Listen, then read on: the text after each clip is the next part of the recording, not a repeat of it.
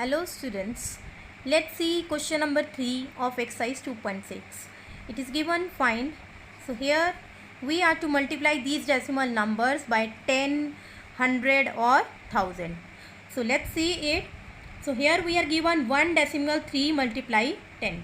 So when we multiply a number by 10, 100 or 1000, a decimal number by 10, 100 or 1000, then the decimal point, this decimal point will shift to the right by as many of the places as there are zeros over there. So here we have 1 0.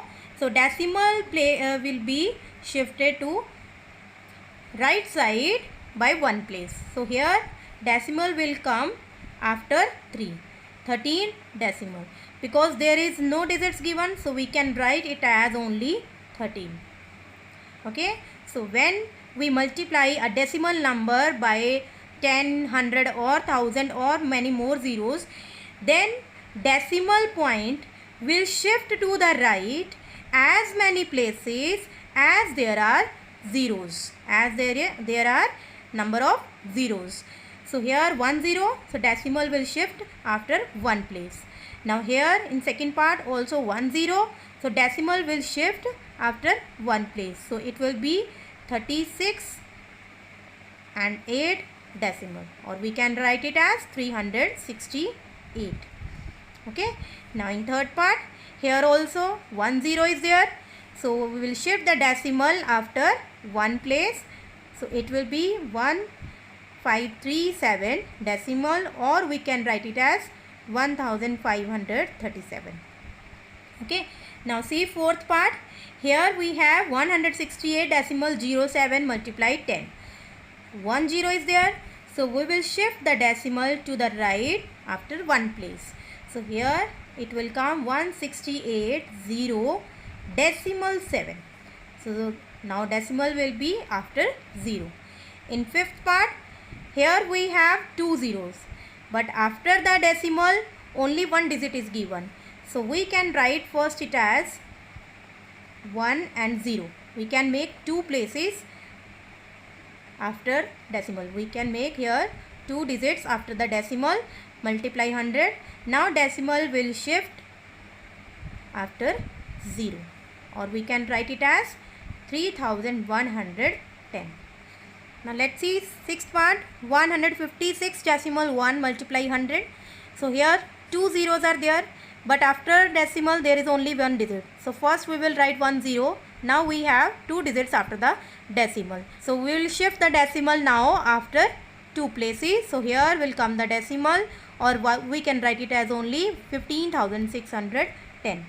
In seventh part, here we are to multiply by 100. So we will shift the decimal after two places, after two digits. So here it will come 362 decimal, or we can write it as only 362.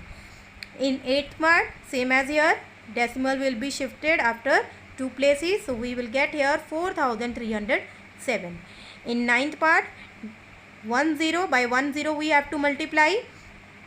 So decimal will be shifted after one digit. So here we will get 05 decimal. So there is no value of this decimal because there is no digit after decimal, and also there is no value of this 0. So we can write it as only 5.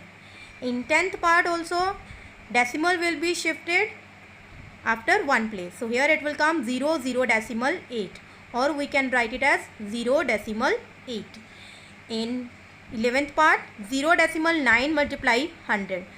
So here we are to multiply by two zeros. By 100, two zeros. So decimal will be shifted after two digits. But here we have only one digit. So we will first put a 0, and now we have two digits after the decimal. So decimal will be shifted after two places. So here it will come. So we need not to put this decimal or this 0. We can write it as only 90. And same as in 12th part, 0 decimal 03 multiply 1000. So 3 by 3 zeros we have to multiply. So first we will write here 1 0, and we will have now three digits after the decimal. Now we will shift the decimal. So here it will come, and we can write it as only 30. Let's see question number 4 of exercise 2.6.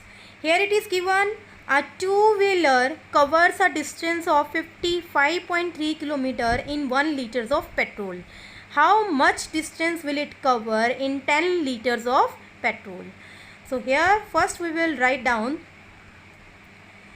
distance covered in 1 liters of petrol 55.3 km. Distance covered in 10 liters of petrol, for that we will multiply 55.3 by 10.